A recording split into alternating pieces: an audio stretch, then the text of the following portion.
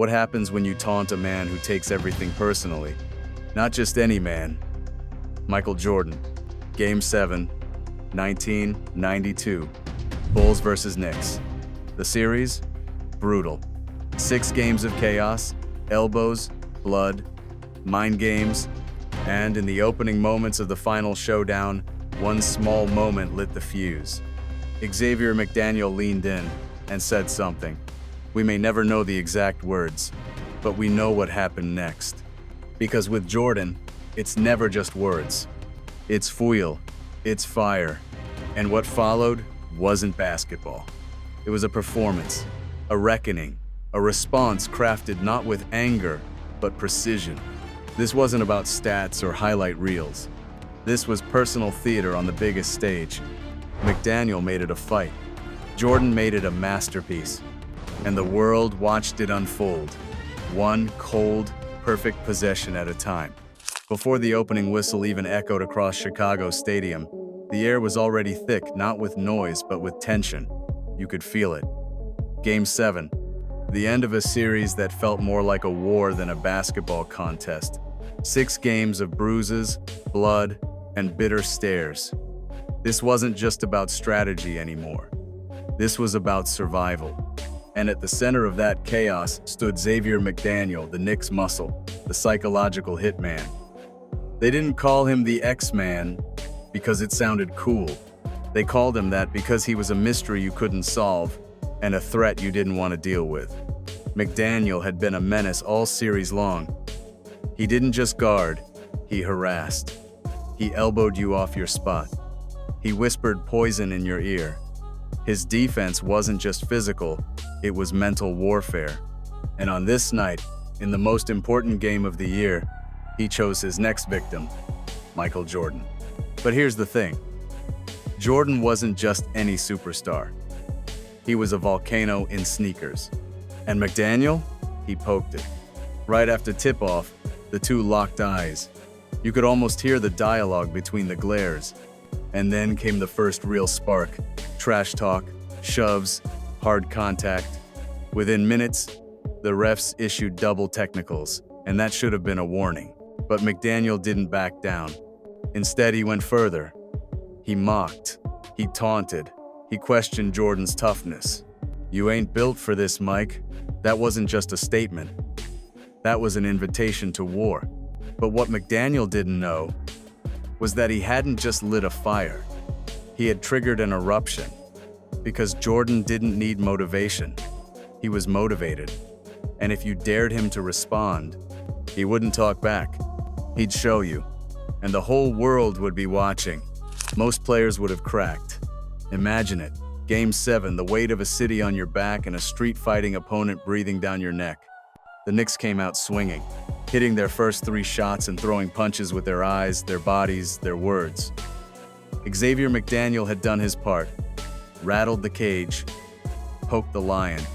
He had come face to face with greatness and dared it to move. But what he got in return wasn't anger. It wasn't revenge served loud. It was silent destruction. Michael Jordan didn't speak. He didn't flex.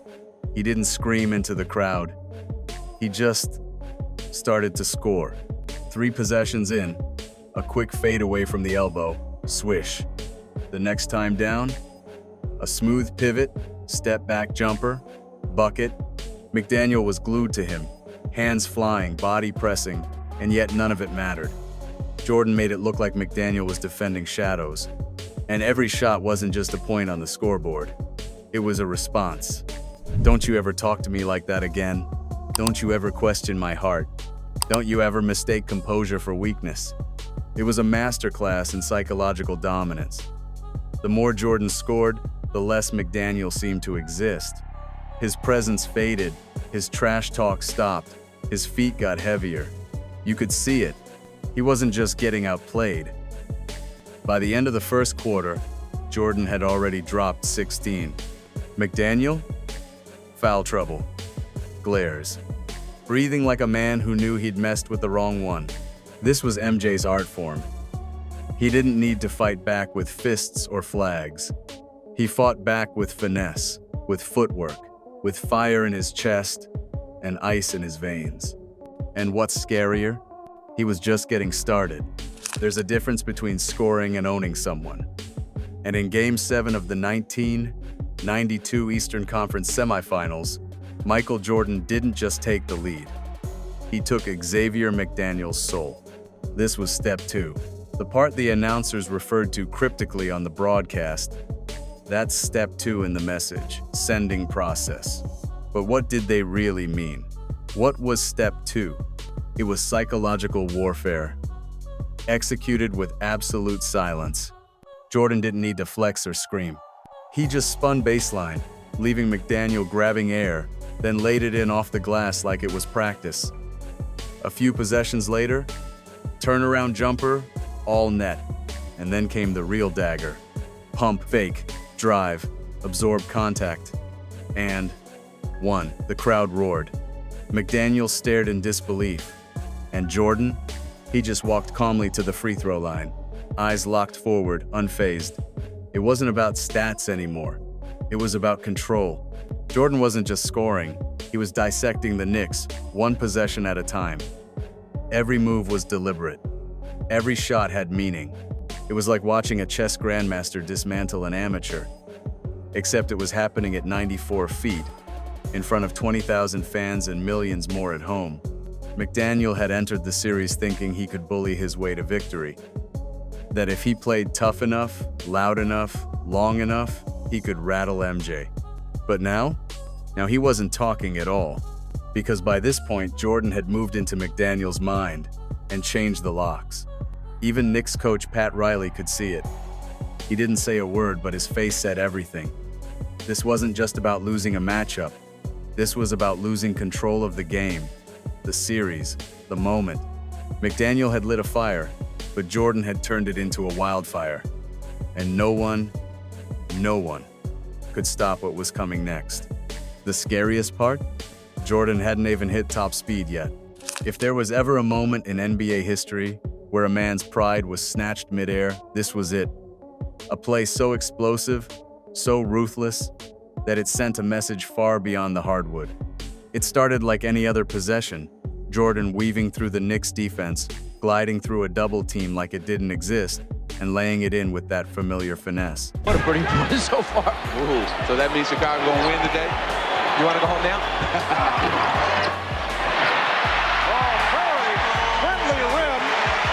For Michael Jordan. But what happened next turned Game 7 into a Michael Jordan highlight reel for the ages.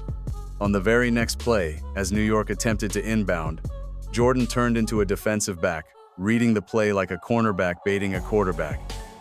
He darts in, steals, but in the chaos, the ball fumbles loose.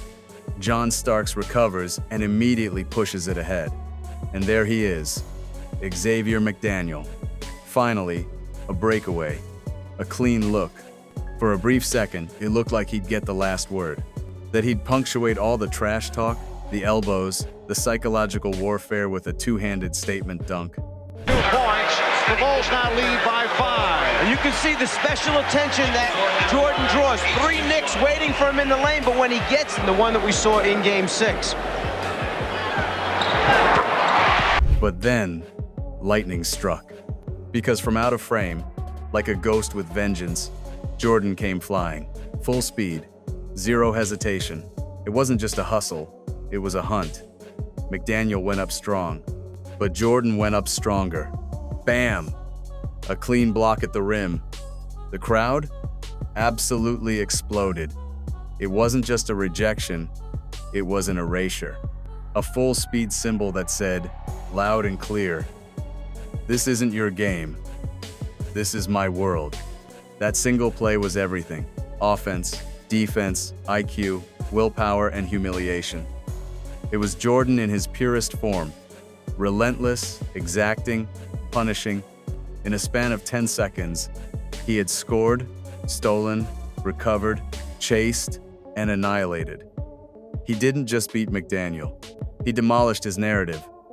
What should have been McDaniel's moment of redemption turned into a permanent clip in Jordan's legacy reel. A chase-down block so personal, it felt biblical. And the worst part for McDaniel? This wasn't even the end. Jordan wasn't just playing the game, he was writing the script. And McDaniel?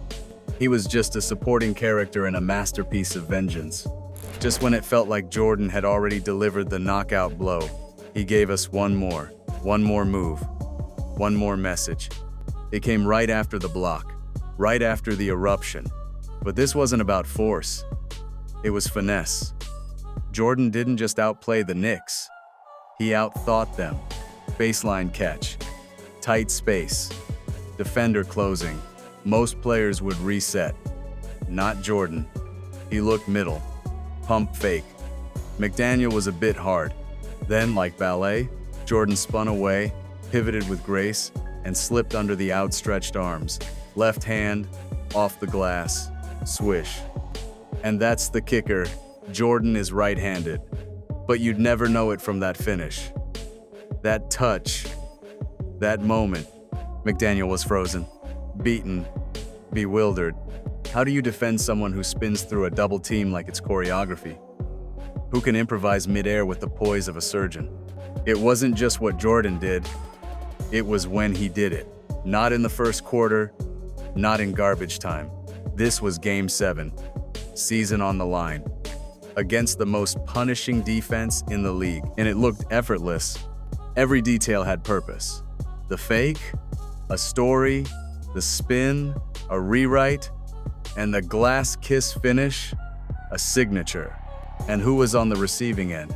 Xavier McDaniel, the guy who taunted Jordan all series, now spinning in circles, trying to find where Jordan went. That single play was more than a highlight, it was a closing argument. A final word on who Jordan was: skilled, composed, ruthless.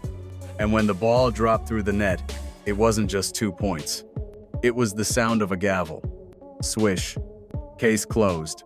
It started with a shove. John Starks, red hot with frustration, threw B.J. Armstrong like he was tossing away the game itself.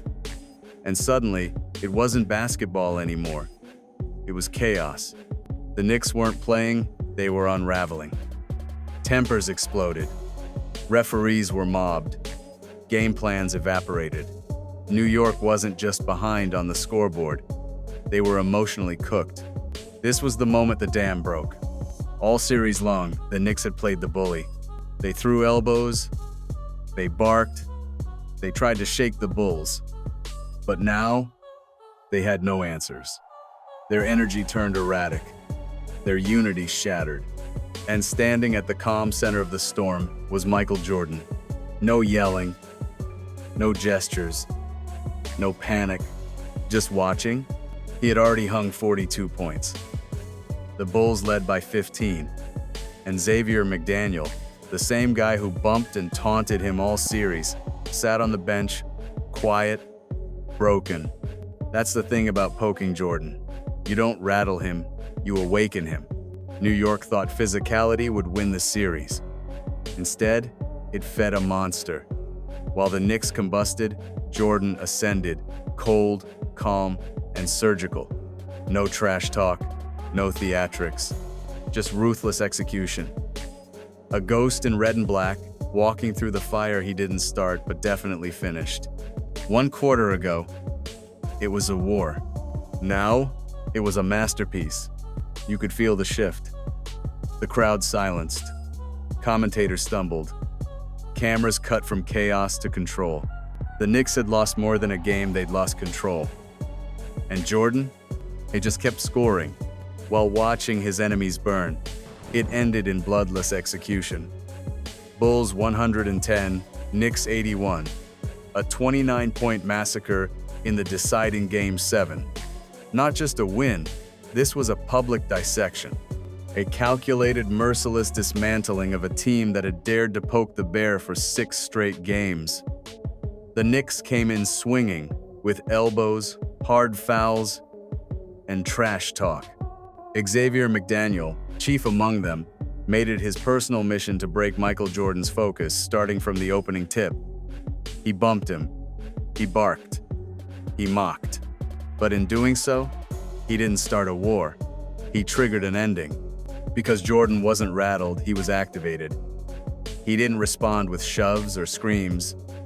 He responded with precision, with 42 points, with surgical footwork and mid-range daggers that made defenders look like props in a highlight reel.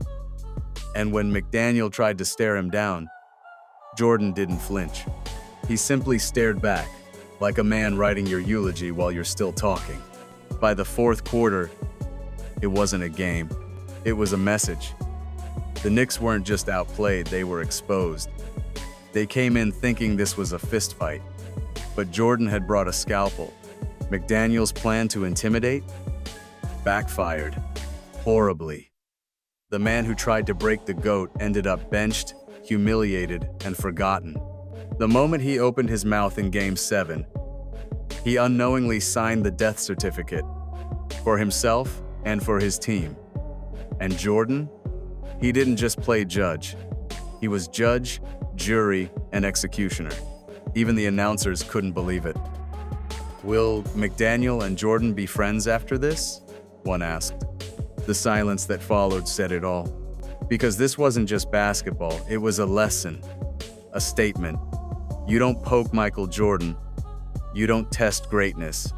Because the moment you do, the countdown begins. And when the buzzer sounded in that blowout Game 7, there were no questions left. The Knicks were done. McDaniel was done. And Jordan? He didn't need to say a word. The scoreboard spoke for him. The war was over. The scoreboard had screamed its verdict. Bulls 110, Knicks 81. And in the tunnel under the roaring stadium, Michael Jordan finally broke his silence. Not with trash talk, not with celebration. Just a calm, calculated truth. We had the day off, he said, voice steady. That helped mentally. But they woke us up. He never mentioned McDaniel by name. He didn't have to. Because everyone watching, players, coaches, fans, and yes, McDaniel himself, already knew who he was talking about. Well, I think the day off really helped us mentally. Well, I think the day off really helped us mentally. You know, we've been thinking basketball every day, and then Phil gave us a day off, and everybody got away from basketball and got ourselves back together mentally, and, you know, it really helped. You saw it today. Jordan wasn't just delivering a post-game quote. He was issuing a closing statement. And in classic MJ fashion, he gave the Knicks their flowers. They really pushed us, he said. They made us better. But underneath the diplomacy was fire. His smile wasn't joy. It was a warning. His tone wasn't relief. It was restraint. He had done what he came to do. Dismantle the noise. And McDaniel, the man who had tried to rattle Jordan all series long, was now reduced to a footnote in his post-game silence. Why didn't Jordan call him out directly? Because that's not how legends operate. Jordan knew the scoreboard was louder than words. The 42 points he dropped were his rebuttal. The 29-point demolition was the headline.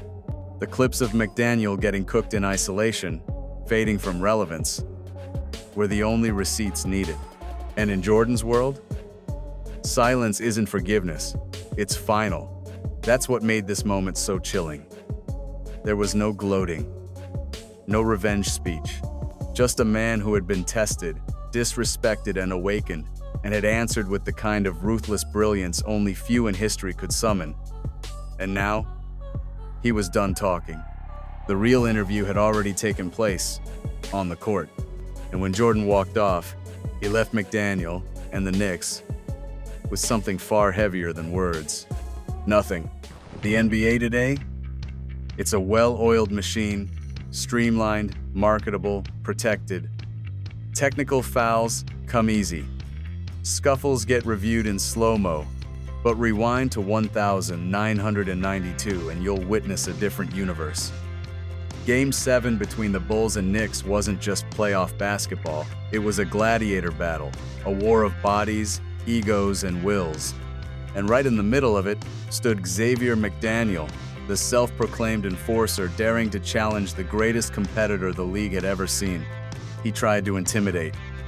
He tried to go old school. But what he forgot, Michael Jordan is the old school. And this game, this bloodbath of a Game 7 proved it. McDaniel didn't just lose a basketball game. He lost a psychological war. Every shove, every stare down, every whispered insult aimed at Jordan didn't rattle him. It sharpened him. What McDaniel thought was trash talk turned into fuel. And what he thought would throw MJ off his rhythm only threw gasoline on a fire that would burn for 42 points. Today, fans marvel at Jordan's highlight reels and championship banners. But to truly understand his greatness, you have to look at moments like this. This wasn't just about dunks or fadeaways. It was about domination on every level. Mental, physical, emotional. Game 7 is a time capsule, a window into a version of the NBA where toughness wasn't about flexing. It was about surviving. And McDaniel? He picked the wrong man to provoke. Because when you try to break Michael Jordan's spirit, you don't just lose the game. You lose the series. You lose the war. And Jordan? He doesn't even need to mention your name. So here's what happened. Xavier McDaniel thought he could intimidate Michael Jordan. He pushed. He talked. He played the villain. And for a few brief minutes, it looked like it might work. But then Jordan flipped the switch and turned that Game 7 into a stage. He didn't yell back. He didn't shove. He scored 42 points, chased down McDaniel for a block, spun baseline for highlight dunks, and sent the Knicks home with the kind of defeat that echoes in playoff history. This wasn't just a win. It was a reminder, if you talk to greatness, you better be ready to bleed. Because Jordan didn't just take the game. He took your name, your pride, and your soul. If you like this video, don't forget to press the subscribe button and ring the bell to receive notifications about the latest videos from our channel. Please leave your comments and suggestions below in the comments section, and don't forget to share this video with your friends. This action also contributes to motivating us to work even more diligently. Have a great day.